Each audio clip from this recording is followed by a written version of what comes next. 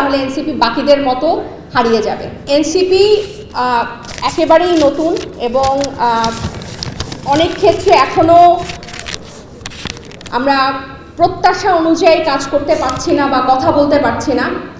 কিন্তু একটা জিনিস আমি স্পষ্ট করতে চাই, বাংলাদেশের প্রত্যেকটা সেক্টরে রাজনৈতিক দলগুলো এবং রাজনীতিবিদরা বিগত দিনে বাংলাদেশের উন্নয়নে অনেক বড় বাধা হয়েছে দুঃখজনকভাবে। এবং এই যে politically connected people, politically connected company, এসবের কারণে বাংলাদেশের অগ্রযাত্রা 53 বছরে যা হওয়া উচিত সেটা হতে পারে নাই। আমি অন্তত এতটুকু বলতে চাই, এনসিপি সেরকম কিছু হবে না। যদি হয় তাহলে এনসিপি বাকিদের মতো হারিয়ে যাবে।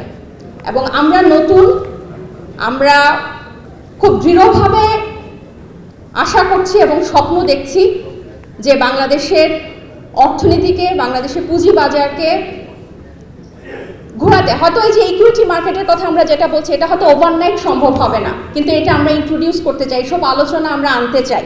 কারণ আমরা এখন আধুনিক যুগে, ইন্টারনেটের যুগে আছে, আমরা দেখছি বিশ্বের বিভিন্ন দেশ কিভাবে হচ্ছে, আমরা কিন্তু কম্পেয়ার করছি।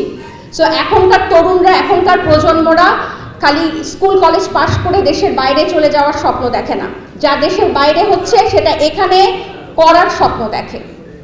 সো আমি এতটুকু আপনাদেরকে মাধ্যমে দেশবাসীকে জানাতে চাই, এনসিপি নতুন রাজনৈতিক দল, নতুন, অনেক ছোট, কিন্তু এনসিপির স্বপ্ন অনেক বড় এবং সেই স্বপ্ন শুধু এবং শুধুমাত্র বাংলাদেশের মানুষের জন্য।